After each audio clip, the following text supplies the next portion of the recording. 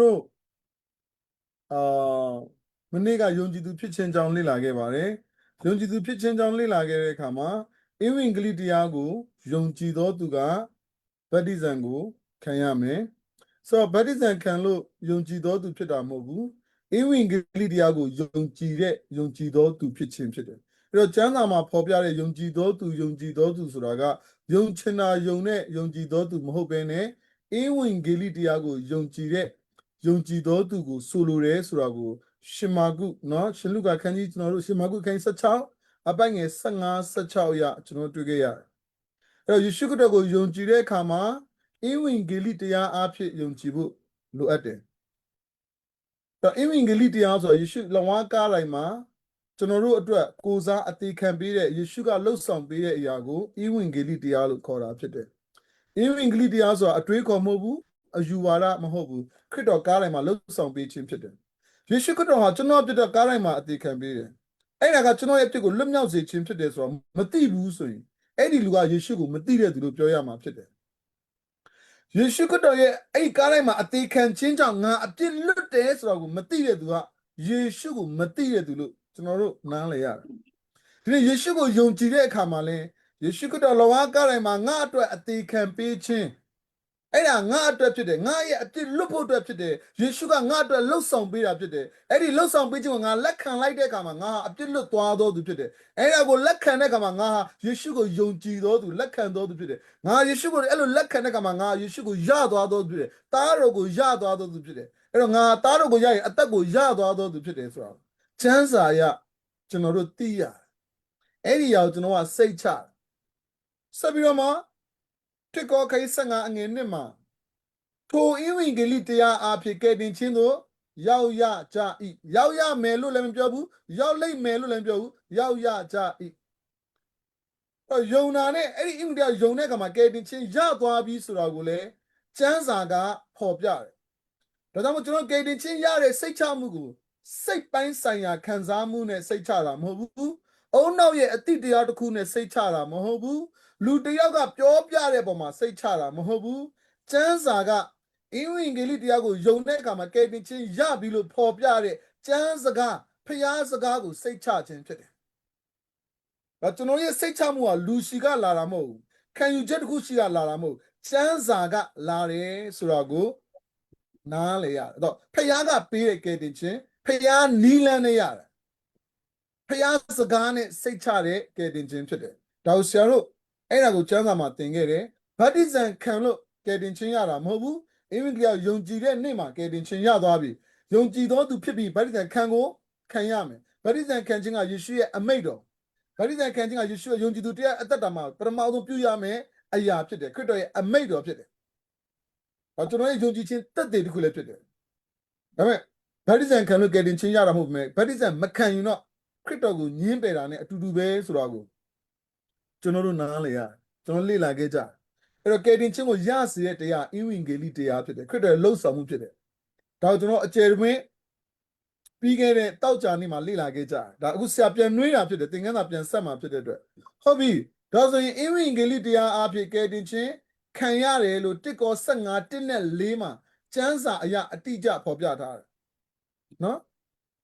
ဒါမှအင်ဝင်ဂလိတရားဆိုတာပါလေခရစ်တော်ကျမ်းစာလာသည့်အတိုင်းကြွလာတယ်ငါတို့ပြစ်ကြောင့်အသေးခံတယ်အသေးသွန်းတယ်တကြိုချင်းကိုခံတယ်3ရက်မြောက်သောနေ့မှာထမြောက်တယ်အဲ့ဒါဘာတရားလို့ခေါ်လဲဧဝံဂေလိတရားအေဖက်1 73-74မှာတမန်တရားဒီဟုသောဧဝံဂေလိတရားကိုကြားပြီးတော့မှခရစ်တော်ကိုယုံကြည်ဖို့ကျမ်းစာကဖော်ပြတယ်နော်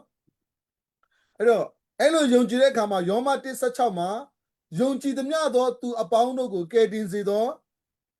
ဖျားဤတကူတော်ဖြစ်တယ်တဲ့အင်ဝင်ဂေလိတရားယုံကြည်သမျှသောသူအပေါင်းကိုကယ်တင်စေတဲ့ဖျားသခင်ရဲ့တကူတော်ဖြစ်တယ်ဆိုတာကိုဖော်ပြတယ်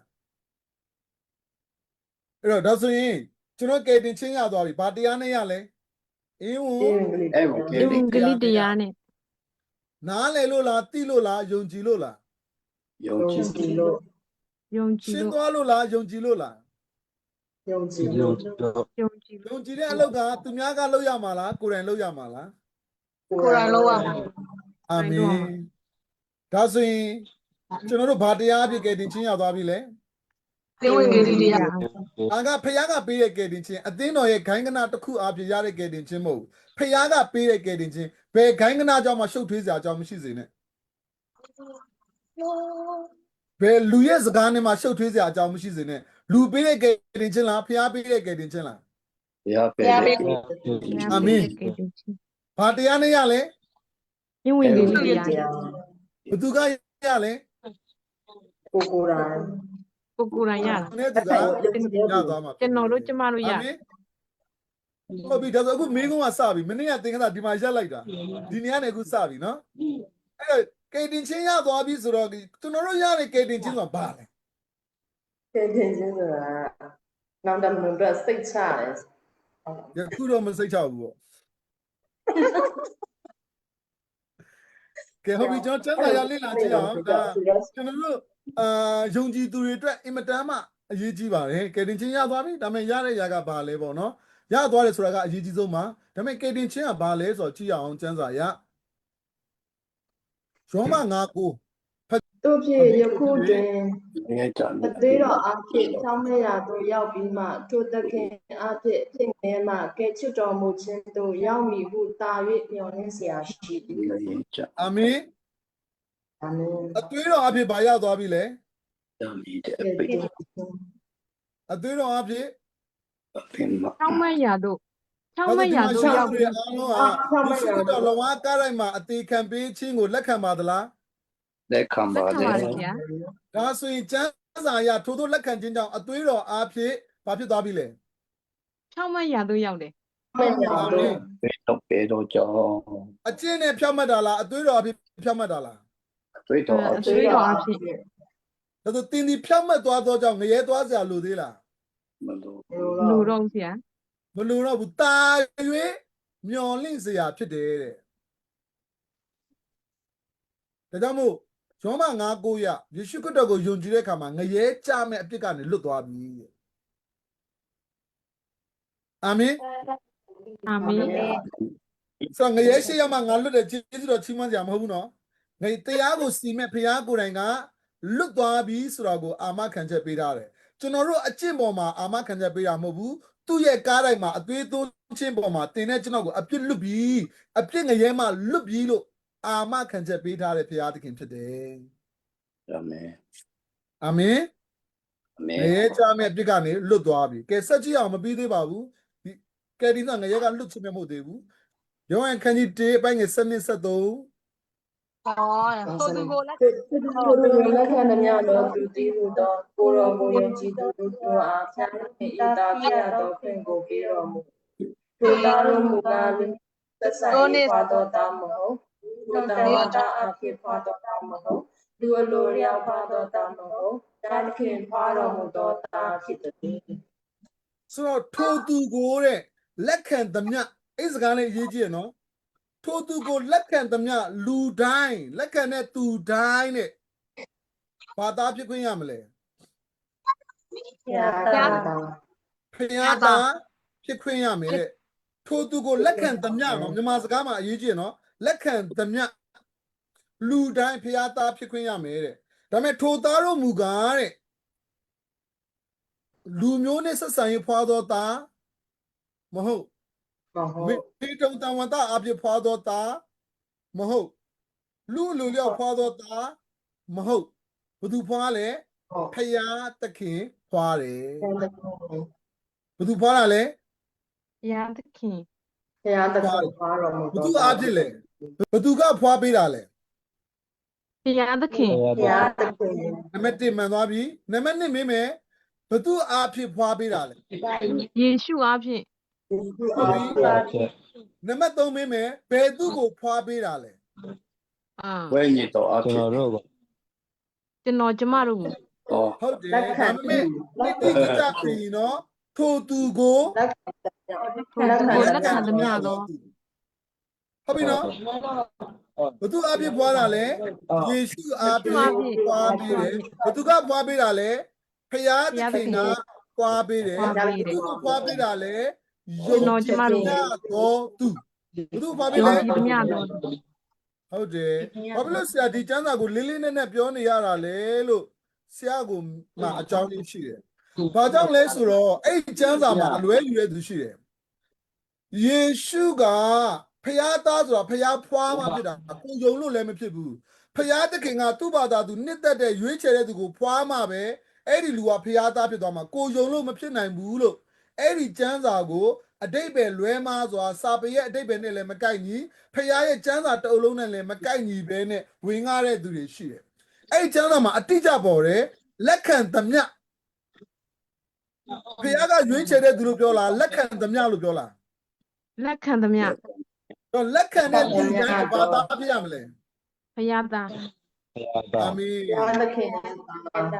ဟုတ်တယ်ဖျားသားမီးဖြစ်ပြရမယ်ဆိုတော့လူမျိုးဆိုတာကတော့လူမျိုးအဖြစ်ပေါ့ဆိုငါကဣသေလလူမျိုးဖြစ်လို့ငါမိဘတွေငါတို့ကခရစ်ယာန်လူမျိုးဖြစ်ခရစ်ယာန်ကိုးကွယ်ခဲ့တဲ့အမျိုးတွေဖြစ်လို့အဲ့ဒီအမျိုးကြောင့်ဖြစ်လို့ရတဲ့သားမဟုတ်ဘူးတဲ့မေထုံအဖေမေကခရစ်ယာန်ဖြစ်လို့မေထုံနဲ့မွေးလို့ရတဲ့သားမျိုးလည်းမဟုတ်ဘူးတဲ့လူအလိုလျောက်ဟာမင်းကတော့ဖျားသားဖြစ်ပြီဆိုလူကအလိုလျောက်ပြောလို့ဖြစ်တဲ့သားမျိုးလည်းမဟုတ်ဘူးတဲ့ဖျားသခင်ဖွာလို့ဖြစ်တဲ့သားတဲ့ဟာလေလုယာ အာမင် အဲ့တော့ဘုသူကိုဖျားကဖွာလဲ ခံသမျှသောသူတို့ ဟုတ်တယ်လက်ခံတဲ့သူကိုဖွာတဲ့သား အာမင် အာမင် အာမ တော့ င် သူဒီကိုလက်ခံသမျှသောသူကိုရောကိုယုံကြည်သောသူ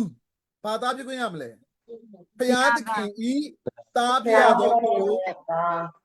အေးဒါဆိုရင်ကျွန်တော်တို့အရင်ကဘာသားလဲ အပြစ်သား အခုဘာသားလဲအခုဘာသားလဲ ဘုရား အဲ့ သား ဒါကိုအဖြစ်ပြောင်းလဲခြင်းလို့ခေါ်တယ်ဘာပြောင်းလဲခြင်းလဲ အဖြစ်ပြောင်းလဲခြင်း အေးအဖြစ်သားအဖြစ်ကနေဘုရားသားအဖြစ်ကိုပြောင်းလဲသွားတယ်ပြောင်းလဲခြင်းလို့ခေါ်တယ်အဲ့တော့နံပါတ်1ကယ်တင်ခြင်းမှာဘာလို့လဲအဖြစ်သားမှာဖျားသားဖြစ်ခြင်းပြောကြဘာသာမှာဘာသာဖြစ်ခြင်းလဲ ဖိတ်တာ အ မှာ ပြစ်သားမှဘုရားသားဖြစ် จิ ခြင်း ตตามาตามาสิ ကဲနံပါတ်3ဆက်ကြည့်အောင်အေဖက်ခန်းကြီး1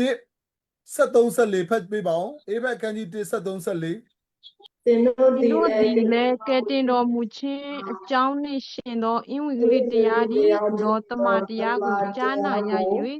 ထိုခရစ်တော်ကိုယုံကြည်ပြီးမှပတိတော်နှင့်ရှင်သောတရှင်သောဝိညာဉ်တော်ဤတစိတ်ခတ်ခြင်းကိုခံရကြပြီ ခြင်းကိုခံရကြပြီ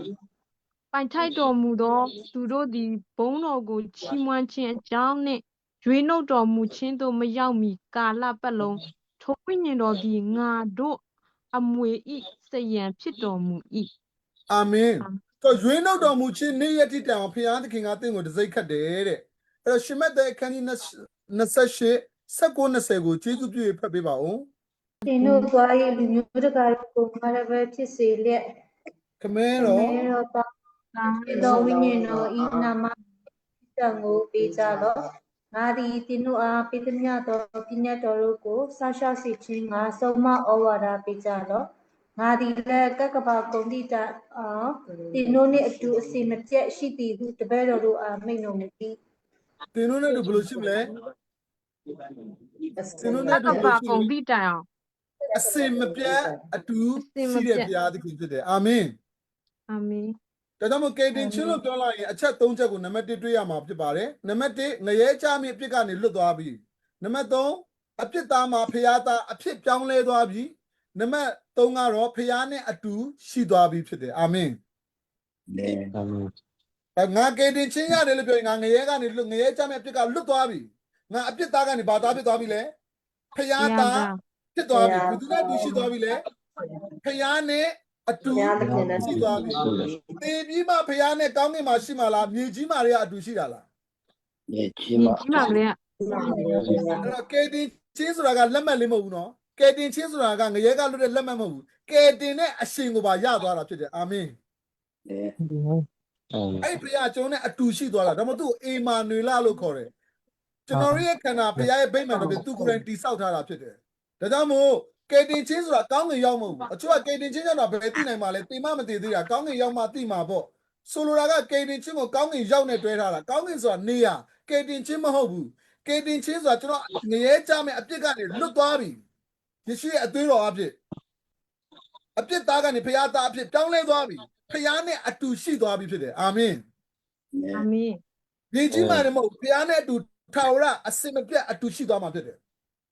အမှဖျားရဲ့ဘုံစည်းစိမ်ခံစားရခြင်းဖျားရဲ့ဟလာထာဝရကောင်းကင်စည်းစိမ်မှာနေရခြင်းအရာအားလုံးပါတယ်အဲ့ဒါအကုန်လုံးအတူရှိခြင်းနဲ့မှာအားကြောင့်ငါကယ်တင်ချင်းရသွားပြီလို့ပြောနံပါတ်1ဘဲကလည်းငါငရဲကြမဲ့ပြစ်ကနေလွတ်သွားပြီဘာသာနဲ့ဘာသာဖြစ်သွားပြီလဲအပြစ်သားကနေဘာသာဖြစ်ခြင်း သူနဲ့တူရှိသွားပြီ ဘုရား လေ နဲ့အတူရှိခြင်း တရားနဲ့တူရှိခြင်း အာမင်အဲ့ဒါဘာလို့ခေါ်ပါသလဲကယ်တင်ခြင်းလို့ ကဲတင်ခြင်း ခေါ်တယ်ဟာလေလုယာ အာမင် အာမင် အာမင် ဒါကတော့ကျွန်တော်တို့တောက်ကြနေ့ကသင်ခဲ့တဲ့သင်ခန်းစာကိုဆရာတို့အဆုံးသတ်ခြင်းဖြစ်ပါတယ်တောက်ကြနေ့ကသင်ခဲ့တဲ့သင်ခန်းစာခေါင်းစဉ်နာမည်လေးပြန်ပြောပြပါအောင်ဘာခေါင်းစဉ်လဲ ယုံကြည်သူဖြစ်ခြင်း ယုံကြည်သူ ယုံကြည်သူဖြစ်ခြင်းသင်ခဲ့တယ်ဟုတ်တယ်အင်္ဂလိပ်တရားကိုယုံတဲ့အခါမှာအင်္ဂလိပ်တရားယုံတဲ့ယုံကြည်သူဖြစ်တဲ့အခါမှာထိုယုံကြည်ခြင်းအဖြစ်ကယ်တင်ခြင်းရတယ်ကယ်တင်ခြင်းဆိုတာကဘာလဲဆိုတဲ့အရာနဲ့ဒီနေ့ဝင်ငါရင်းနဲ့တောက်ကြနေ့ကသင်ခန်းစာကိုဒီမှာပဲအဆုံးသတ်ပါတယ်အားလုံးပေါ်ဘုရားကိုကောင်းကြီးပေးပါစေနောက်တဲ့ကောင်းစဉ်တစ်ခုဆက်ပြီးတော့မှဆရာတို့သွားမှာဖြစ်ပါတယ်အဲ့ဒီကောင်းစဉ်ကတော့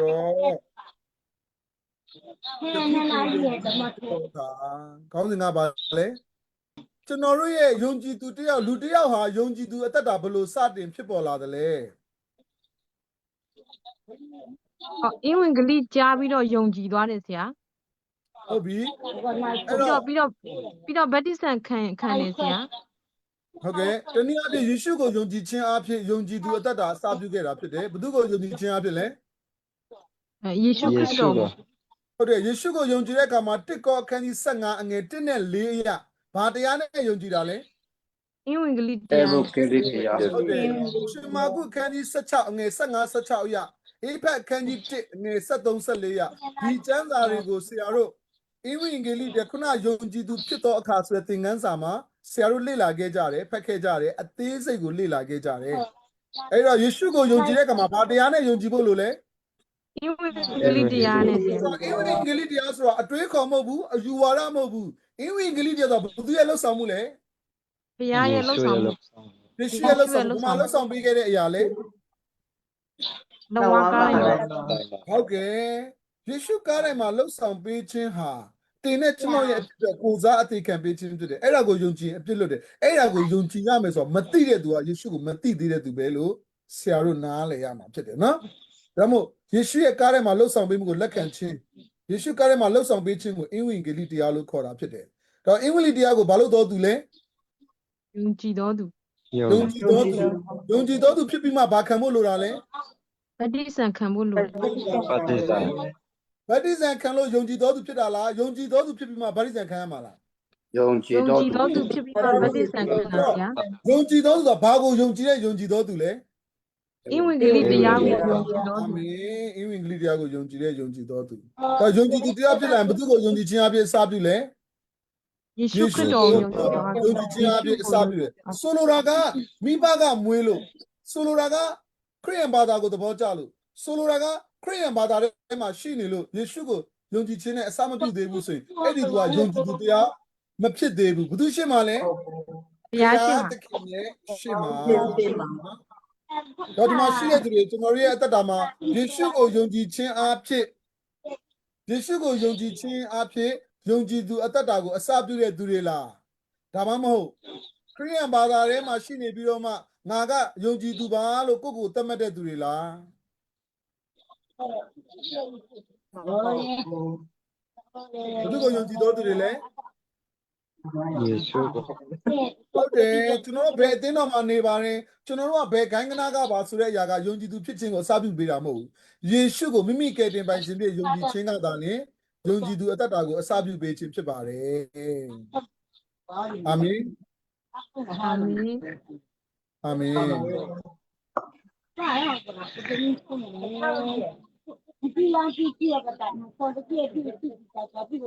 ဆက်ပြီးကြည့်အောင်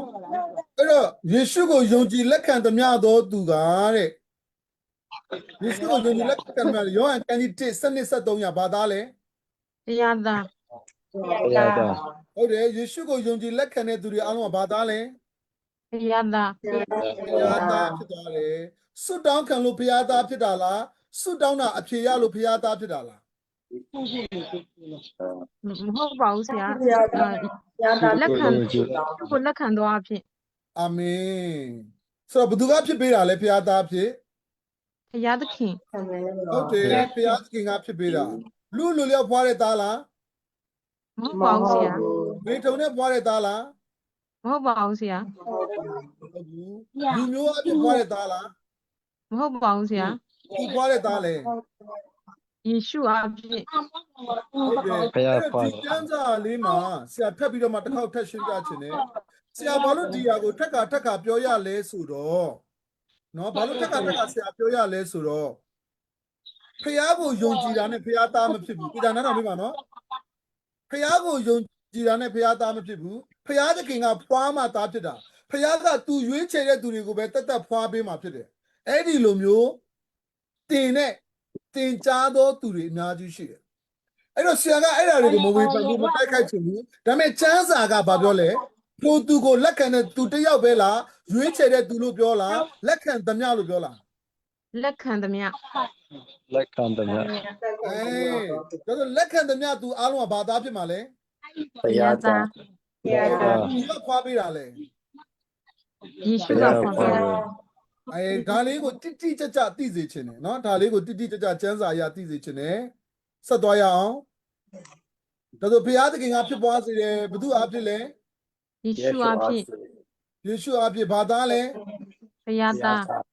အာမင် သား ဘုရားတာ အဲ့ဒီဘုရားသားဖြစ်ခြင်းကိုကြည့်ပါဆရာပေါပွားလေးထိုးထားပေးတယ်အဲ့ဒါကိုဒုတိယမွေးခြင်းဝိညာဉ်ရေးရမွေးဖွားခြင်းလို့လည်း ဝေ ခေါ်တယ် ဖွားခြင်း အရင်ကဘာသားလဲ ပြစ်သား စာရန်တာ အခုဘာသားလဲ အခုဘုရား ဘု သား ရားတာ အကျင့်အားဖြင့်ဖြစ်တာလားယေရှုအားဖြင့်ဖြစ်တာလား ယေရှုအဖြ ယေ င့် ရှုအဖြစ် ယေရှု ကိုကောင်းလို့ဖြစ်သွားတာလားယေရှုကလုပ်ပေးလို့ဖြစ်သွားတာလား ယေရှုကလုပ်ပေးလို့ အာမင်ယေရှုကိုယုံကြည်တဲ့အခါမှာအပြစ်သားကနေဘာသားဖြစ်သွားလဲ ဘုရား ဖ သား ျားသား အေးအဲ့ဒီဘုရားသားဖြစ်ခြင်းကိုတနည်းအားဖြင့်ဘယ်လိုခေါ်လဲဒုတိယမွေးခြင်းဘာမွေးခြင်းလဲ ဘုရားဝေခြင်း မွေး ဖျား ခြင်း မွေးချေ တနည်းအားဖြင့်ဝိညာဉ်ရေးရမွေးဖွားခြင်း မွေးဖွားခြင်း တက်ပြီးကြည့်အောင်အဲ့ဒီဝိညာဉ်ရေးရမွေးဖွားခြင်းကိုတဲ့အသစ်ပြုပြင်တဲ့တတ္တဝါလို့လည်းခေါ်တယ်ဘာခေါ်လဲ တိပြုပြင်တော့တတဝါ ဒီပြု အ ရ သေးပြုပြီးတော့ လူကားတဲ့ဘသူနဲ့ရှိတဲ့အခါမှာလဲ ခရစ်တော်၌ရှိနေ ခရစ်တော်နဲ့ရှိရင်ဘာဖြစ်သွားပြီလဲ အတိပြုပြင်တော့တတဝါ ဒါဆိုဆရာမင်းကိုမင်းမယ်ဒီမှာရှိတဲ့သူတွေအသစ်ပြုပြင်တဲ့တတ္တဝါဖြစ်သွားပြီလား ဖြစ်သွားပြီဆရာ တော့ ဖြစ်လား ဖြစ်တယ်ဆရာ ဖြစ်တယ်ဆိုရင်အချင်းကြောင့်ဖြစ်တာလားခရစ်တော်နဲ့ရှိလို့ဖြစ်တာလား ခရစ်တော်၌ရှိလို့ဖြစ်တာဆရာ ဒါဆိုရင်အသစ်ပြုပြင်တဲ့တတ္တဝါဖြစ်ဖို့ရန်အတွက်ဘာဖြစ်ဖို့လိုရလဲ ဘုရားသားဖြစ်ဖို့လိုရတယ်ဆရာ ကျမ်းစာတိုင်းဒီ59ခုအသစ်ပြုပြင်တဲ့တတ္တဝါဖြစ်ဖို့အတွက်ဘာဖြစ်ဖို့လိုအပ်လဲ ခရစ်တော်နဲ့ရှိ ခရစ် ဖို့ တော်၌ရှိရမယ် ဟုတ်တယ်ခရစ်တော်၌ရှိဖို့လိုအပ်တယ်ဒါဆိုဒီမှာရှိတဲ့သူတွေအလုံးခရစ်တော်၌ရှိပြီလား ရှိပါလေတတော် ရှိပြီလား ကြည့်ပြီး ရှိပြီဆိုကျမ်းစာအရာဘာတတ္တဝါဖြစ်သွားပြီလဲ အတိပြုပြင်တော့တတဝါ ဟုတ်ပြီအခုဆရာမင်းကိုမင်းတော့မယ်အရေးကြီးတဲ့မင်းကိုမင်းမယ်တခုအများကြီးတခုခရစ်တော်၌ရှိတယ်ဆိုတာဘာလဲ ခရစ်တော်ကိုယုံကြည်တာ ခရစ်တော်ကို ကယ်တင်ပိုင်ရှင်ဖြစ်ယုံကြည်တာ အာမင်ခရစ်တော်ကိုဘာဖြစ်လဲကယ်တင်ပိုင်ရှင်ဖြစ်ယုံကြည်တာဖြစ်တယ်အာမင်ဟုတ်တယ်ဘာဖြစ်လို့ဆရာအဲ့ဒီမေကုန်းကိုတော်တော်များများကျမ်းစာကျောင်းတွေမှာပေါ့ကျမ်းစာသင်တဲ့နေရာတော်တော်များများမေးတဲ့အခါမှာခရစ်တော်၌ရှိတယ်လို့ပြောလိုက်ရင်ကျမ်းစာဖတ်တာဆုတောင်းတာဖခင်နဲ့အသက်ရှင်တာလို့ဖြေကြတာများတယ်ဒီနေ့ကျွန်တော်ကျမ်းစာကိုက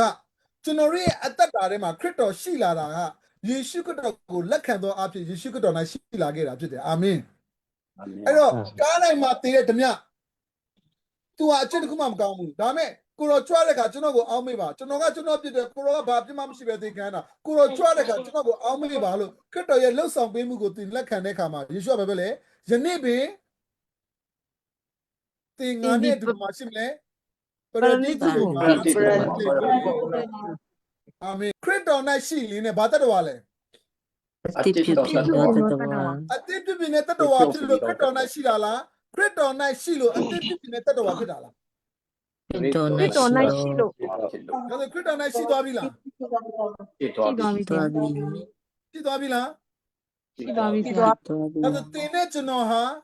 ကျမ်းစာအရာနှစ်ကောငါဆက်ခွန်ရဘလို့တတ်တော်လဲ အတိပြုပြီးတော့တတဝါ အတိပြုပြင်တော့တတော် ကိုပြုပြင်တဲ့တတ်တော်လားခရစ်တော်၌ရှိလို့ဖြစ်တဲ့တတ်တော်အတိပြုပြင်ခြင်းလား ခရစ်တော်၌ရှိလို့အတိပြုပြီးခြင်း ပြင်ချင်းတော်ဝါ အာမင်အတိတော်တတ်တော်ဆိုတာဘာလဲဆိုတော့ကျမ်းစာမှာကြည့်တဲ့အခါမှာနှစ်ကော58ဖတ်ရအောင်ခုနဆက်ခွန်ကိုဖတ်တယ်အခုဆရာတို့က78ကိုထပ်ဖတ်ရအောင် ကိုတို့ဖြစ်တော် တို့ ဘု ရ ရားသ တော် ခင် ဘုရားသခင်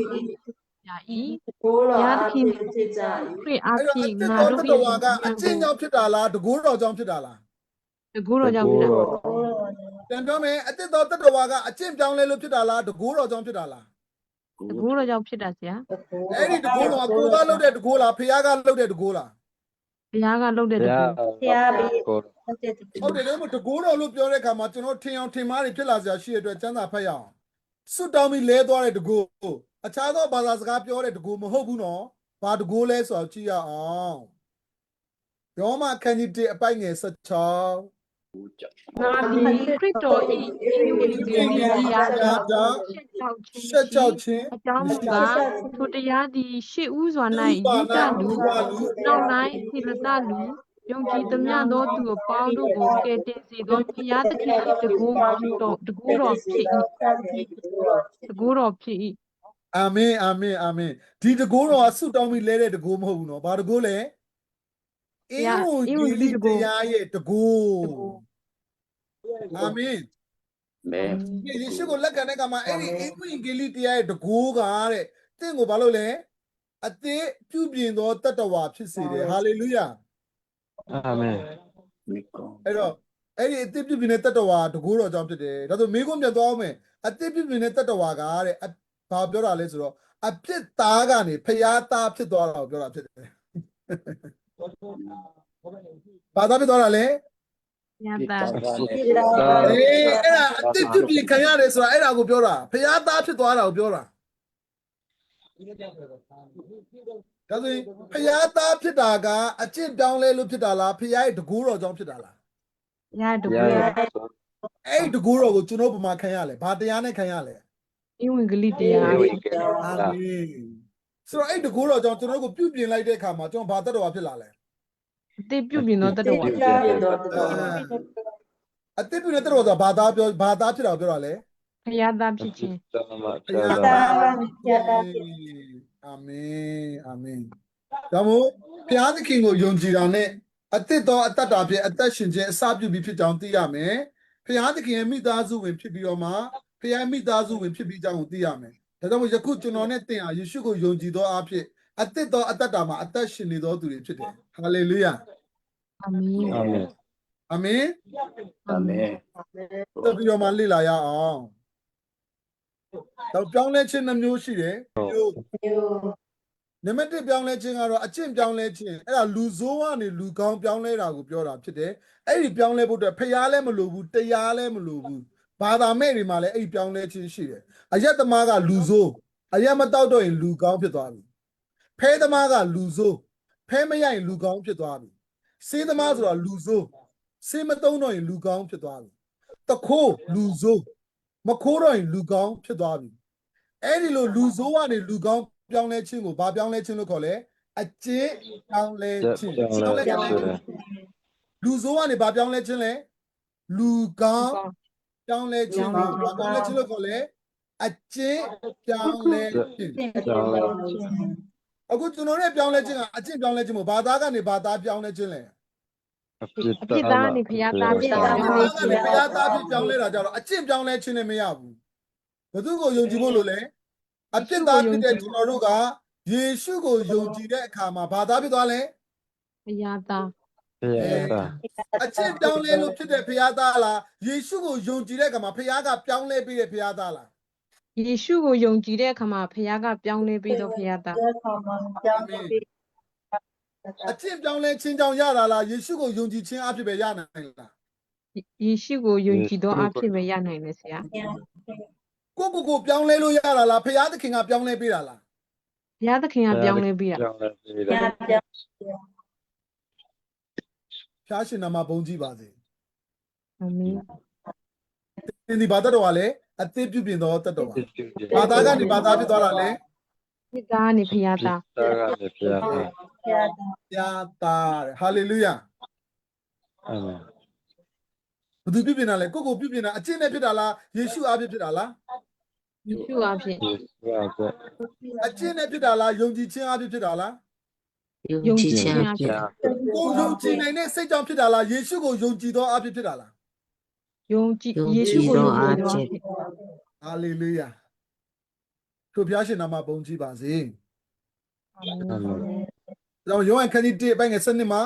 ထိုသူကိုလက်ခံတဲ့သူဟာဖျားသားမိမိကိုမိမိပြောင်းလဲခြင်းကြောင့်အကျင့်ပြောင်းလဲခြင်းကြောင့်ဖြစ်တဲ့ဖျားသားမဟုတ်ဘူးဒီနေ့အမှုတော်ဆောင်တွေတော်တော်များများကလူတွေပြောင်းလဲလာပြီဆိုမင်းဖျားသားဖြစ်သွားပြီဖျားသားပုံမှန်လိုက်ဖျားသားဖြစ်သွားပြီဟဲ့လားဖျားသားမှာနည်းနည်းလေးပါဝင်လိုက်နင်ဖျားသားဖြစ်သွားပြီဆိုတော့တနည်းအားဖြင့်လူအလိုလျောက်ဖြစ်တဲ့ဖျားသားဖြစ်နေတယ်ဖျားသားဆိုတာအကျင့်ပြောင်းလဲလို့အကျင့်ကောင်းလာလို့ဖြစ်တဲ့အရာမဟုတ်ဘူးဘုသူ့ကိုယုံကြည်သောအားဖြင့်လေ ယေရှုကိုယုံကြည်သောအဖြစ် ဒါဆိုယေရှုကိုမယုံကြည်တဲ့သူတွေမှာအကျင့်ကောင်းတဲ့သူတွေရှိလား ရှိတယ် ရှိတယ်ဆ ယေ ရာ ရှုကိုမယုံကြည်သူမှာသူတော်ကောင်းတွေရှိလား မရှိပါဘူးဆရာ ရှိတယ်လူကခေါ်တဲ့သူတော်ကောင်းပေါ့ဖခင်ကခေါ်တဲ့သူတော်ကောင်းတော့မဟုတ်ဘူးလူကလူကိုခေါ်တဲ့သူတော်ကောင်းရှိလား ရှိတယ်ဆရာ ရှိတယ်နာတာဖြစ်လား မဖြစ်ဘူးဆရာ မဖြစ်ဘူးဖခင်ကဆိုလူကဖြစ်ပေးလို့ရတဲ့အရာလား ဘုရားဖြစ်ပေးမှဖြစ်တာဆရာ ကိုဖြစ်အောင်လုပ်လို့ရလား မရပါဘူးဆရာ ဘူး ကြိုက်တဲ့လောက်ကျင့်တေးအောင်ကျင့်နေ့ရောညရောကျင့်အပြစ်သားကဖခင်သားဖြစ်ကိုယ့်ကိုဘယ်တော့မှပြောင်းလဲနိုင်ဒီနေ့ကျွန်တော်နဲ့တင်ဖခင်သားဖြစ်တာဘယ်သူအဖြစ်လဲ ယေရှုအဖြစ် ယေရှုအဖြစ် အဲ့ဒီပြောင်းလဲခြင်းကိုအဖြစ်ပြောင်းလဲခြင်းလို့ခေါ်ပါတယ်။ဘာပြောင်းလဲခြင်းလို့ခေါ်ပါလဲ အဖြစ်ပြောင်းလဲခြင်း ။ဟုတ်တယ်။အပြစ်သားအဖြစ်ကနေဖျားသားအဖြစ်ကိုပြောင်းလဲသွားတယ်။ဖျားသခင်ရဲ့ ဘုရားသခင်အသေးပြုပြင်ဖန်ဆင်းခြင်း ကြည့်အောင်နှစ်ကော50ခွန်မှာလူဟာဘယ်သူနဲ့ရှိတဲ့အခါမှာလဲ ခရစ်တော်၌ရှိတဲ့အခါ ခရစ်တော်နဲ့ရှိတဲ့အခါမှာဘာတတ်တော်လဲ အသေးပြုပြင်သောတတ္တဝါ ။အဲ့ဒီအသိမှာဘာအဖြစ်ဖြစ်တာလဲ။တကူတော်ကြောင့်ဖြစ်တယ်ဆိုတာကိုတွေ့ခဲ့ရတယ်။အသိဖြစ်တာဘာဖြစ်ဖြစ်တာလဲ။တကူတော်အားဖြင့်ဖြစ်တယ်။ဒါဆိုရင်ယောမအခန်းကြီး1အပိုင်းငယ်16ရနော်ဖခင်ရဲ့တကူတော်အရာဖြစ်တယ်။အဲ့တော့ခရစ်တော်၌ရှိတယ်ဆိုတာဘာတရားကိုယုံကြည်ခြင်းကိုပြောတာလဲ အင်္ဂလိပ်တ ။ ရာ ဧဝံဂေလိတရားကိုယုံကြည်ခြင်းဟာခရစ်တော်၌ရှိခြင်းဖြစ်တယ်။ခရစ်တော်၌ဒါမှမဟုတ်အင်္ဂလိပ်တရားတော့မသိတဲ့သူကခရစ်တော်၌ရှိမလား ရှိပါဘူးဆရာ ရှိဘူး ။ဟုတ်တယ်။ဆရာဘာဖြစ်လို့အင်္ဂလိပ်တရားကိုအားဖြင့်ယေရှုကိုယုံဖို့အမြဲတမ်းပြောနေတာလဲဆိုတော့ဟာဆရာအင်္ဂလိပ်တရားအားဖြင့်မယုံရင်ယေရှုကိုယုံတာမဟုတ်တော့ဘူးလား။ဟုတ်တယ်။ခရစ်တော်ရဲ့ကားတိုင်းမှာအသေးခန္ဓာကိုသင်မယုံဘူးဆိုယေရှုကိုယုံတာမဟုတ်ဘူး။အဲဒါမို့ငါ့ကိုတခင်ဟုခေါ်တော်သူတိုင်းဘယ်မဝင်ရဘူးလဲ ကောင်းကင်နိုင်ငံ ။အချွတ်ယေရှုကိုတခင်လို့သာခေါ်နေတာဘာတရားနဲ့လက်မခံထားဘူးလဲ အင်္ဂလိပ်တရားကိုလက်မခံထားဘူး ဟုတ်တယ်အင်္ဂလိပ်တရားအားဖြင့်ယေရှုကားထဲမှာအသေးခန္ဓာငါအတွက်ဖြစ်တယ်အဲ့ဒါကိုယုံကြည်ရင်အပြစ်လွတ်တယ်ဆိုတော့ရိုးရှင်းလာတဲ့တိကျလာတဲ့ရှင်းလင်းလာတဲ့ဖခင်ရဲ့လှုပ်ဆောင်ပေးမှုနဲ့တမန်ကျမ်းစာရဲ့ပေါ်ပြချက်ကိုလိလူရှုပြီးတော့မှဆရာတယောက်အယူဝါဒဂိုင်းကနာတစ်ခုရဲ့ပေါ်ပြမှုအောက်မှာအဲ့ဒါကိုငါသဘောကျတယ်အဲ့ဒါကိုငါလက်ခံတယ်ဆိုပြီးတော့မှအဲ့ဒီအောက်မှာသွားနေတဲ့အဖွဲ့တွေရှိလား ရှိတယ် ရှိပါတယ်ဆရာ ရှိတယ်ပြန်ဆက်ရအောင်ဒါမှမဟုတ်ဆရာကအင်္ဂလိပ်တရားအားဖြင့်ယေရှုကိုယုံကြည်ခြင်းကိုပို့ပြီးတော့မှဦးစားပေးပြီးပြောနေတာဖြစ်တယ်ဆိုတော့အင်္ဂလိပ်တရားဆိုယေရှုကားထဲမှာလှုပ်ဆောင်ပေးတယ်ယေရှုလှုပ်ဆောင်ခြင်းကိုပြောတာဖြစ်တယ်အဲ့ဒါတရားအဖြစ်လက်ခံဖို့ရန်အတွက်ဖြစ်တယ်အဲ့တော့ယေရှုကိုလက်ခံတဲ့အခါမှာကယ်တင်ပိုင်ရှင်ဖြစ်လက်ခံခြင်းကိုဆိုလိုတာလည်းဖြစ်တယ်ဒါကြောင့်မို့ယေရှုကိုအင်္ဂလိပ်တရားအဖြစ်ကားထဲမှာကယ်တင်ရှင်ဖြစ်ယေရှုရဲ့လှုပ်ဆောင်ပေးမှုကိုလက်မခံဘဲနဲ့လူတူးတယောက်အသင်းဖွဲ့တစ်ခုကပေါ်ပြမှုကိုလက်ခံတဲ့သူတွေအားလုံးဟာယေရှုကိုလက်ခံခြင်းမဟုတ်ဘူးဆိုတာကိုဆရာအနေနဲ့ပြောလိုတာဖြစ်ပါတယ်။ဒါဆက်ပြီးတော့မှဆရာကြည့်အောင်။တစ်ကောခန်း15ငွေ1နဲ့4မှာအင်္ဂလိပ်တရားဟာယေရှုခရစ်တော်ကားထဲမှာလှုပ်ဆောင်ပေးမှုကိုပြောတာဖြစ်တယ် ယေရှုခရစ်တော်ရဲ့လှုပ်ဆောင်မှုကားတိုင်းတရားကိုပြောတာဖြစ်တယ်အေဖက်နှစ်30မှာအေဖက်နှစ်30မှာအဲ့ခရစ်တော်ရဲ့လှုပ်ဆောင်ပေးမှုကိုလက်ခံသောကြောင့်နော်အေဖက်နှစ်30ကိုကျွန်တော်ဖတ်ကြည့်အောင်ဗာရေးထားလဲအေဖက်နှစ်30ကျွန်တော်ကျေးဇူးပြုဖတ်အောင် နှစ်30အဘေကြောင့်နီးဟုမူကားငါတို့သည်ကောင်းသောအကျင့်တို့ကိုကျင့်ရမည်အကြောင်းယေရှုခရစ်၌ပြုပြင်၍ဖန်ဆင်းတော်မူရာဖြစ်ကြ၏ထိုကောင်းသောအကျင့်တို့၌ငါတို့သည်ကျင့်လည်ရမည်အကြောင်းဖျားသခင်သည်ငါတို့ကိုပြင်ဆင်တော်မူနှင့်ပြီအာမင် တော့အာမင်အေဖက်နှစ်ကယုံကြည်သောအဖြစ်ကျေးဇူးတော်ကြောင့်ကယ်တင်ခြင်းရတယ်အေဖက်နှစ်30ကတဲ့ယေရှုကိုယုံကြည်တဲ့အခါမှာတဲ့ခရစ်တော်နဲ့အသစ်ပြုပြင်ဖန်ဆင်းထားတယ်တဲ့ဘာလဲအသစ်ပြုပြင် ဖန်ဆင်းထားတယ် ဖန်ဆင်းထားတယ်အဲ့ဒါကိုယောဟန်ခန်းကြီး1အပိုင်ငယ်7ကထိုသူကိုလက်ခံတဲ့အခါမှာတဲ့ဓမြသောသူတို့ကိုထိုသူကိုလက်ခံတဲ့သူတို့ကိုရောကိုယုံကြည်သောသူတို့အားဖျားသခင်သားဖြစ်ရသောအခွင့်ကိုပေးတယ်ယေရှုကိုယုံကြည်တဲ့အခါမှာအပြစ်သားကနေဖျားသားဖြစ်သွားတယ်နှစ်ကော50ခုမှလည်းကြတော့အသစ်ပြုပြင်တဲ့တတ္တဝါဖြစ်သွားတယ်ရောမ1:16မှာတော့ကယ်တင်စီသောတကိုးတော်လို့ခေါ်တယ်အေဖက်နှစ်30မှာလည်းကြတော့ခရစ်တော်နဲ့ပြုပြင်ဖန်ဆင်းခြင်းနဲ့ဟာလေလုယာအဲ့ဒီကျမ်းစာအားလုံးဟာဒီတစ်ခုတည်းကိုပေါ်ပြနေတာဖြစ်တယ်အဲ့တော့ခရစ်တော်နဲ့ပြုပြင်ဖန်ဆင်းထားသောကြောင့်အပြစ်သားကနေဘာသားလဲ ယတာ ဖျားသားဖြစ်တယ်ဒါကြောင့်မို့အေဖက်ခရစ်တော်နဲ့အပြစ်ပြုပြင်ဖန်ဆင်းခြင်းခံထားရတယ်အဲ့တော့ဒါကိုယောဟန်ခရစ်တော်ဆက်မှာယုံသမျှသောသူတိုင်းကဘာသားလဲခရစ်တော်ကိုယုံတဲ့သူတိုင်းကဘာသားလဲဖျားသားဖြစ်တယ်အဲ့တော့ဘုရားသားဖြစ်သွားတဲ့အခါမှာအသစ်ပြုပြင်သောကြောင့်ကောင်းသောအကျင့်မှာကျင့်လည်ရမယ်လိုက်ပြောကြည့်ပါဦးဘာမှကျင့်လည်ရမလဲ ကောင်းသောအကျင့်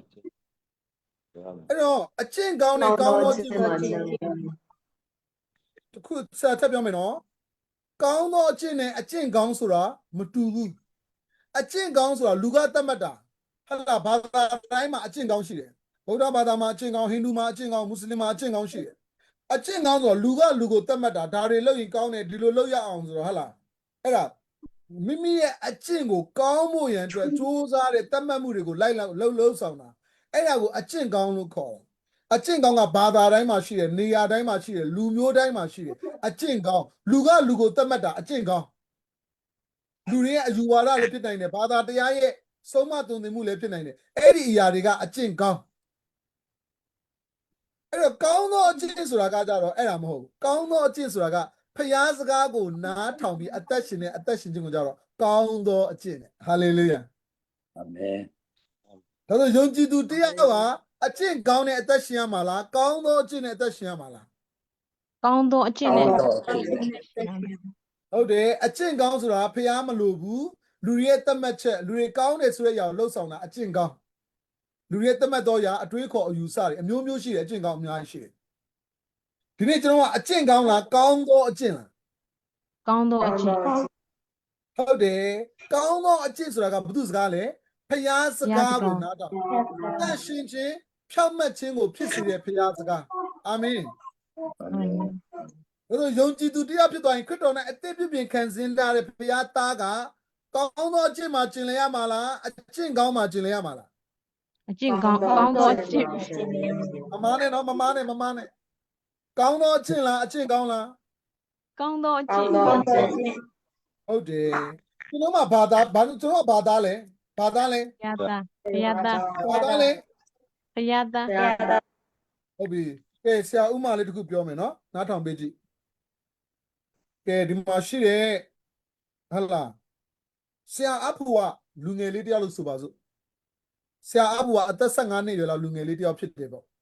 သူ့အဖေကမာလိုက်တယ်တာအဖူကျောင်းမှာဘောလုံးမကန်နဲ့နော်တဲ့ဘာလဲဘယ်လိုမာလိုက်လဲ ဘောလုံးမကန် ဘောလုံးမကန်တဲ့တော့ ဘောလုံးမကန်နဲ့လို့မာလိုက်တယ်ဒါနဲ့ဆရာအဖူကကျောင်းသွားတော့ဆရာမကဘောလုံးကွင်းလုပ်ထားတယ်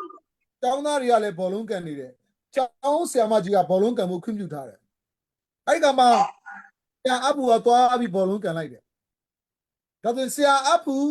ကျောင်းအုပ်ဆရာမကြီးရှေ့မှာမှားလား မမဘူး ဆရာအဖူသူ့ရဲ့အတန်းပိုင်ဆရာမရှေ့မှာမှားလား မမ မ ဘူး မ ဆရာအဖူဘောလုံးကန်တဲ့သူတွေရဲ့အချင်းချင်းရှေ့မှာသူမှားလား မမ မှားပါဘူးရှင် ဒါဆိုဆရာအားဘူးဘသူရှိမှမားသွားလဲ သူ့မိရှိမှာ သူ့ရဲ့အဖေရှိမှမားသွားတယ်ဘသူစကားကိုနားမထောင်ခြင်းလဲ သူ့ရဲ့အဖေစကားကိုနားထောင် ထိုနည်းတူပဲတော်နဲ့တင်းရဲ့အသက်တာဘယ်နိုင်ငံမှာပဲနေနေဘယ်လူမျိုးပဲဖြစ်ဖြစ်ဘယ်လိုအယူဝါဒတွေပဲပေါ်လာကျွန်တော်တို့ရဲ့အမားနဲ့အမှန်ကိုဆုံးဖြတ်ရမှာကဖျားစကားနဲ့ကိုယ့်ကိုဆုံးဖြတ်ရမှာဖြစ်တယ်ငါဖျားသခင်ရှိမှမှန်နေလားဖျားရှိမှငါမားနေလားဆိုတာကဖျားသားသမီးတယောက်ရဲ့အသက်ရှင်ခြင်းရဲ့သဘောဖြစ်ရမှာဖြစ်တယ်ဟာလေလုယာ အာမင် ခရစ်တော်နဲ့အသက်ပြုပြင်တယ်ဗမာကျင်လည်ဖို့လေကောင်းသောအခြင်းမှာ ကောင်းတော့ကျင့်နိုင်ကျင့်လေပဲ ကောင်းသောအခြင်းမှာကျင်လည်လို့ဖျားသားဖြစ်တာလားဖျားသားဖြစ်သောကြောင့်ကောင်းသောအခြင်းမှာကျင်လည်တာလား ဘုရားသားဖြစ်တော့ကြောင့်ကောင်းသောအကျင့်လိုက်ကျင့်လေရမယ် အကျင့်ကောင်းလားကောင်းသောအကျင့်လား ကောင်းသောအကျင့် ဟုတ်တယ်ဘသူကောင်းသောအကျင့်တော့ဘသူစကားနဲ့အသက်ရှင်ခြင်းကိုပြောတာလဲ ဘုရားစကားနဲ့အသက်ရှင်ခြင်း ဒါဆိုရင်ဖျားကိုမယုံကြည်တဲ့သူတွေကကောင်းသောအကျင့်မှာကျင်လည်လို့ရမလား မရပါဘူးဆရာ ဘလောက်ပဲတော်တော်ဘလောက်ပဲပညာနဲ့ရှိငါဖျားစကားနားထောင်မယ်ဆိုတဲ့သူရှိလား ရှိပါဘူးဆရာ ဖျားစကားကိုကြားတဲ့အခါမှာငါ့ကိုပြောနေတယ်လို့ခံစားရလား မခံစားရပါဘူးဆရာ ဒီနေ့ယေရှုခရစ်တော်ကိုမိမိကယ်တင်ပိုင်ရှင်ဖြစ်ယုံကြည်တဲ့သူတိုင်းကဖျားရဲ့အတန်ကိုကြားရင်ဘယ်လိုခံစားရလဲ ငါ့ကိုပြောနေတာ ကျွန်တော်တို့ရဲ့အပြစ်ရှိခြင်းကိုလည်းဘာနဲ့ခံစားရလဲ အာမင်ကျွန်တော်တို့လုပ်ရမယ့်အရာတွေကိုလည်းဘာနဲ့ခံစားရလဲ ဘုရားစကားအဖြစ် အဲ့ဒီလိုဖြစ်ဖို့အသစ်ပြုပြင်ထားတာဟာလေလုယာ အာမင်အာမင် ဒါတော့ငါတို့ဒီငါစကားကိုကြားရလားနားထောင်ရလား ကြား၍ ဒါရွေ့ ဟေးနားထောင်၍ နောက် ဟေးသူနောက်ကိုလိုက်လေ ငါနောက်လို့လိုက် ဖျားသားသမီးကဆရာတွေနောက်လိုက်ရမှာလားဖျားနောက်လိုက်ရမှာလား ဘုရားနောက် ဟုတ်တယ်ကျွန်တော်တို့ဆရာတွေရှိကကြားရတဲ့စကားဖျားစကားဖြစ်တယ်ဆိုရင်ဖျားစကားကဲ့သို့အကျွေးမဲ့ခံယူရမယ်ဆရာတွေရှိကကြားတဲ့စကားဖျားစကားမဟုတ်ဘူးဆိုရင်ညောင်းနဲ့ထည့်ပလိုက်အာမင် အာမင် အာမင် အဲ့တော့ကျွန်တော်တို့ကဆရာနောက်ကိုလိုက်ရမှာလားဖျားနောက်ကိုလိုက်ရမှာလား ဘု ဘုရား ရား နောက် ဖျားနောက်ကိုလိုက်တယ်ဆိုတာကဘာလို့လဲဖျားစကားကိုနားထောင်တဲ့အသက်ရှင်ခြင်းကဖျားနောက်ကိုလိုက်ခြင်းဖြစ်တယ်ဘယ်အသင်းတော်မှာပဲပါဝင်ဘယ်ဆရာပဲတရားဟောဖျားစကားဆိုရင်သင်နားထောင်ရမယ့်စကားဖြစ်တယ်ဟာလေလုယာ အာမင် အခုကျတော့အဲ့ဒီလိုမဟုတ်တော့ဘူးဘယ်ဆရာတရားဟောမှငါနားထောင်မယ်ဘယ်ဆရာတရားဟောမှငါခွန်အားရတယ်ဘယ်ဆရာဆိုငါမသွားဘူးဘယ်ဆရာမှငါသွားမယ်အဲ့ဒီခံယူချက်စိတ်နှလုံးကခရစ်တော်ပြုပြင်တဲ့အရာလားကိုပြုပြင်ထားတဲ့အရာလား ကိုပြုပြင်တာဗျာ ဖျားသားသမီးဆိုရင်ဘယ်သူစကားနားထောင်ရမလဲ ဘုရားစကား ဒါဆိုငါနားထောင်နေတဲ့အရာကဖျားစကားဟုတ်လားမဟုတ်လားစဉ်းစားဖို့လိုလား လိုပါတယ်ဆရာ စစ်ဖို့လိုလား လိုပါတယ်ဆရာ ဒါကြောင့်မို့အဲ့ဒီလိုစမ်းစစ်နိုင်ဖို့အတွက်ကျွန်တော်တို့ရဲ့အသက်တာမှာတမန်ကျမ်းစာ လို့တယ် ဟာလေလုယာအာမင် အာမင် ကျွန်တော်ကဆရာတယောက်ပေါ်မှာမိပြုတဲ့ယုံကြည်ခြင်းမဖြစ်စေနဲ့ဘုရားစကားအားဖြင့်ဖြစ်တဲ့ယုံကြည်ခြင်းဖြစ်ပါစေ အာမင်အာမင် ဆရာတယောက်အားဖြင့်ခွန်အားရပြီးတော့မှလှုပ်ဆောင်တော်ဖြစ်နေကိုရော့စကားကြောင့်လှုပ်ဆောင်တဲ့ကိုရော့သားသမီးဖြစ်ပါစေ အာမင် ကိုရော့စကားကိုနှစ်သက်တော်သူဖြစ်ပါစေဟာလေလုယာတော့ငါဘယ်ဆရာပြောမှတရားဟောမယ်ဘယ်ဆရာတရားဟောတဲ့ချိန်မှာငါသွားတင်မယ်အချို့ကတရားတော်မဟောသေးခွန်အားတွေရနေတာဆရာတို့တွေ့တာနဲ့ရှိလား ကြည့်ပါလေဆရာ နော်အဲ့ဒါကနှုတ်နယ်တော်သူဝိညာဉ်ရမှာနှုတ်နယ်တဲ့လက္ခဏာဖြစ်တယ်ဒါဟာမှားယွင်းပါတယ်ဖျားစကားကိုခွန်အားယူတော့ဖြစ်ပါစေဖျားစကားကိုဘသူပြောဖျားစကားဖြစ်တယ်ဆိုရင်နားထောင်ပါဟာလေလုယာအာမင် အာမင် ခရစ်တော်စကားကိုနားထောင်ပါအဲ့ဒါဘာမှကျင်လဲကောင်းသောအကျင့်တိုင်းကျင်လဲဒီနေ့ယုံကြည်သူတယောက်ဟာအကျင့်ကောင်းနဲ့လားကောင်းသောအကျင့်နဲ့လား ကောင်းသောအကျင့်နဲ့ကျင့်လေရမယ် အဲ့တော့မနေ့ကျမ်းစာဖတ်နေတာကအကျင့်ကောင်းဖို့လားကောင်းသောအကျင့်မှာကျင်လည်ဖို့လား ကောင်းသောအကျင့်နဲ့ကျင့်လေ အချွတ်မနဲ့ငါကျန်းစာဖတ်တယ်အချင်းကောင်းတစ်ခုငါဒီနေ့လှုပ်လိုက်ပြီးတော့အဲ့ကျန်းစာဖိတ်လိုက်တယ်ဘာပါမဲမသိဘူးဘာပြောမဲမသိဘူးဒါပေမဲ့ငါကျန်းစာဖတ်လိုက်ငါအချင်းကောင်းတစ်ခုလှုပ်လိုက်တဲ့ကဲသို့ကျန်းစာဖတ်နေတဲ့သူတွေရှိလား ရှိပါတယ် ပါရဲ့ ကျန်းစာဖတ်ပြီးအသက်တာမပြောင်းလဲရင်ကျန်းစာကိုညှင်းပယ်တော့သူပဲမှန်ကိုကြည့်ပြီးမိမိကိုမေ့လျော့တော့သူပဲကျန်းစာကအကျင့်ကောင်းမှုအတွက်ဖတ်နေတာလားအကျင့်ပြောင်းလဲဖို့အတွက်ဖတ်နေတာလား ချစ်ကြောင်းလဲ ရှိပါတယ် ပြစ်ပြောင်းလဲ အာ ဖို့ မင်အားကြောင့်မနေ့ကျန်းစာဖတ်ပါတရားသခင်ဘာပြောလဲဖခင်ကငါ့ကိုဘယ်လိုမိန့်မှာလဲဖခင်ကငါ့ကိုဘာလို့ရှိလဲဖခင်ကဘာကိုနှစ်သက်လဲဆိုတာကိုတင်းရဲ့အသက်တာမှာသိဖို့ရင်အတွက်အမြဲတမ်းကျန်းစာဖတ်ဖို့ဆရာအားပေးချင်ပါတယ် အာမင် အာမင် အာ ဒါ မင် ကြောင့်မို့လူပြည်သူတရားဟာကောင်းသောကျင့်မှာကျင့်လည်ရမှာဖြစ်တယ်ကဲကြည့်အောင်ယောဟန်ခန်းကြီး1အတိပြည့်ဖန်ဆင်းခြင်းမှာလက်ခံသမျှသောသူတိုင်းကဘာသာဖြစ်ခွင့်ရလဲ ဘုရားသား ဘု ဘုရားတော်ခွင့် သူအဖြစ်လဲယေ ခရ ရှု စ် အားဖြ ခရ င့် စ်တော်အဖြစ် တိယောခန်းကြီး9အပိုင်ငယ်1ကိုဖတ်ပေးပါဦးတိယောခန်းကြီး9အပိုင်ငယ်1 ရှုသည်ခရစ်တော်ဖြစ်တော်မူသည်ကိုယုံကြည်သောသူမည်သည်ကဘုရားသခင်ဖြစ်ပွားစေတော်မူသောသူဖြစ်၏ဘာကိုဖြစ်တော်သူ ကြ သည် ပြီ ကားကိုလ ယေ ည်း ရှုခရစ်တော်ဒီဘာဖြစ်လဲယေရှုခရစ်တော်ဒီဘာဖြစ်တော်မူတယ်ခရစ်တော် ဘုရားသ ယေ ခင် ရှု ဤ ဆိုတာ သား ပြမကဲချွတ်မြည်သူခရစ်တော်ဆိုတာကဲတင်ရှင်မဆိုင်ယကဲတင်ရှင်ဘာမှကဲတင်တာလဲကားတိုင်းမှာကဲတင်ပေးခဲ့တာအဲ့ဒီကဲတင်ပေးခဲ့တာကိုလက်ခံတော်သူဟာဘုရားသခင်ဖြစ်ပွားစေတော်သူရဲ့ဟာလေလုယာ အာမင် ဒါမို့ယေရှုကိုယုံကြည်တဲ့အခါမှာဘာတရားအဖြစ်ယုံကြည်ဖို့လို့လဲ အင်္ဂလိပ်တရား ဧဝံဂေလိတရား အင်ဝင်ဂေလိတရားအဖြစ်ယုံကြည်ခြင်းကကဲတင်ရှင်ဖြစ်ယုံကြည်ခြင်းဖြစ်တယ်နော်ဒါကြောင့်မို့ယေရှုခရစ်တော်ကိုယုံကြည်တဲ့အခါမှာကျွန်တော်တို့ကခရစ်ဘုရားသခင်အသေးပြည့်ဖန်ဆင်းခြင်းခံရတယ်ဖျားသားဖြစ်သွားတယ်ဖျားသားကဖျားစကားကိုနားထောင်တက်လာဖျားသားကဖျားနဲ့အသက်ရှင်တက်လာဖျားသားပြဖျားနဲ့တိကျွမ်းလာသားဖြစ်ခြင်းသဘောအဖြစ်ဖျားနောက်ကိုလိုက်တက်လာတယ်ဟာလေလုယာယနေ့တင်ဒီယေရှုခရစ်တော်ကိုယုံကြည်သောအဖြစ်ဖျားသခင်ရဲ့သားဖြစ်ခြင်းခွင့်ကိုရတယ်အဲ့ဒါဖျားသခင်ရဲ့ဖန်ဆင်းခြင်းဖျားသခင်ရဲ့ပြုပြင်ခြင်းဖြစ်တယ်ဖျားရဲ့တကူတော်အဖြစ်ဖြစ်တယ်ထိုတကူတော်ဟာအင်ဝင်ဂေလိတရားအဖြစ်ဖြစ်တယ်ဟာလေလုယာဟိုအင်ဝင်ဂေလိတရားကားတိုင်းမှာယေရှုလှုပ်ဆောင်ပေးမှုကိုပြောတာဖြစ်တယ်အဲဒါမို့ကျွန်တော်ရဲ့ဘဝအသက်တာမှာယုံကြည်သူတည်းရဲ့အသက်တာအစပြုလာတာမိဘကြောင့်မဟုတ်ဘူးအကျင့်ကြောင့်မဟုတ်ဘူးယေရှုကားတိုင်းမှာအသေးခံတာကိုလှုပ်ဆောင်ပေးခြင်းယေရှုကိုယုံကြည်ခြင်းအဖြစ်ယုံကြည်သူအသက်တာအစပြုလာတယ်အဲ့လိုယုံကြည်တဲ့အခါမှာခရစ်တော်၌ရှိတဲ့အသက်တာဖြစ်လာတယ်ထို့သောယုံကြည်ခြင်းအဖြစ်ခရစ်တော်၌ရှိတဲ့အခါမှာအသက်ပြုပြင်တဲ့သက်တော်ဖြစ်လာတယ်အဲ့ဒီအသက်ပြုပြင်တဲ့သက်တော်ကဖျားသားဖြစ်တယ်ဖျားသားဆိုတာခရစ်တော်၌ပြုပြင်ခံရသောသူဖြစ်တယ်ဖျားသားရဲ့သက်တာကကောင်းသောအကျင့်မှာကျင့်နေရမယ်ဟာလေလုယာ အာမင် အဲ့တော့ကောင်းသောအကျင့်မှာကျင့်တဲ့အခါမှာဖျားသခင်ရဲ့ဘုန်းတော်ကိုထင်ရှားစေတယ်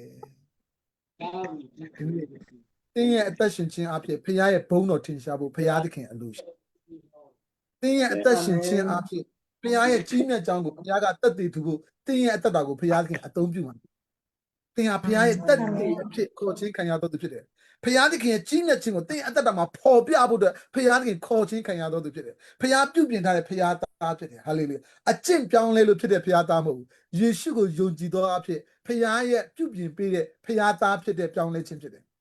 ဟာလေလုယာ အာမင် ဒီနေ့ကျွန်တော်တို့ယေရှုကိုယုံကြည်သောအဖြစ်ဖြစ်တဲ့ဖျားသားဖြစ်ခြင်းဟာအကျင့်ကြောင့်မဟုတ်ဘဲနဲ့ဖျားသခင်ကပြောင်းလဲပေးတဲ့ပြုပြင်ပေးတဲ့ဖျားသားဖြစ်ခြင်းဖြစ်တယ်ဒါမှမဟုတ်သင်ရဲ့ဖျားသားဖြစ်ခြင်းကိုသင်သိပါသင်ဟာဘယ်သူလဲဆိုတာသိပါယခုသင်ဟာအသက်ပြုပြင်တဲ့အသက်တော်အသက်တာထဲမှာရှိနေပြီဖြစ်တယ်သင်အရက်ဖြတ်လိုက်လို့ဆေးလေးဖြတ်လိုက်လို့အသက်ပြုပြင်တဲ့အသက်တာထဲမှာရှိနေတာမဟုတ်ဘူးယေရှုကိုယုံကြည်သောကြောင့်အသက်ပြုပြင်တဲ့အသက်တာထဲမှာရှိနေပြီဒါကြောင့်မို့အသက်ပြုပြင်တဲ့အသက်တာဟာအသက်တော်အသက်တာမှာကျင်လည်ဖို့လိုအပ်တယ်အဲ့ဒီလိုကျင်လည်ဖို့အတွက်နံပါတ်1ကဖျားစကားကိုနားထောင်ခြင်းဖြစ်တဲ့ကောင်းသောခြင်းမှာကျင်လည်ခြင်းဟာအသက်ပြုပြင်တဲ့အသက်တာမှာကျင်လည်ခြင်းဖြစ်တယ်သင်ဒီဖျားသားဖြစ်သွားသောကြောင့်သင်ရဲ့အမားနဲ့အမှန်ဒီကိုလည်းခံစားချက်နဲ့မဆုံးဖြတ်ဘဲနဲ့အမှန်တရားနဲ့မဆုံးဖြတ်ဘဲနဲ့လူတွေရဲ့အတွေးခေါ်နဲ့မဆုံးဖြတ်ဘဲနဲ့ကိုရော်ရဲ့တမန်တရားနဲ့ဆုံးဖြတ်ပါကိုရော်ရဲ့တမန်တရားအဖြစ်သင်ရဲ့အသက်ရှင်ရမယ့်အရာသင်လုပ်ရမယ့်အရာတွေကိုသင်ရဲ့အသက်တာကိုသိမြင်ခြင်းအဖြစ်အသက်ရှင်ဖို့ရန်အရေးကြီးပါတယ် အာမင် ဒီနေ့ဖျားသားတရားရဲ့သက်တာကောင်းသောခြင်းမှာကျင်လည်ခြင်းဖြစ်တယ်ဆိုတာတွေကိုပြောပြီးတော့မှဒီနေ့သင်ခန်းစာကိုဒီမှာရက်ပြီးနှိကုံချုပ်ချင်ပါတယ်ဘရူးနေ့မှာအတ္တတော်တတာဖြစ်သောကြောင့်နောက်တဲ့သင်ခန်းစာတွေကိုဆက်ပြီးသင်သွားမှာဖြစ်တယ်မိသားစုသစ်ဟလာမိတ်ဆွေသစ်ပြီးတော့ရင် ခါလေးရန်သူအစ်စ်အဲ့ဒါတွေကိုဟလာအဲ့ဒါတွေကျွန်တော်ဆက်ပြီးတော့မှခေါင်းစဉ်တစ်ခုတစ်ခုကိုဆက်ပြီးလေ့လာသွားမှာဖြစ်ပါတယ်ဒီနေ့အားလုံးပေါ်မှာဘုရားသခင်ကောင်းကြီးပေးပါစေ Amen. အာမင် အဲ့တော့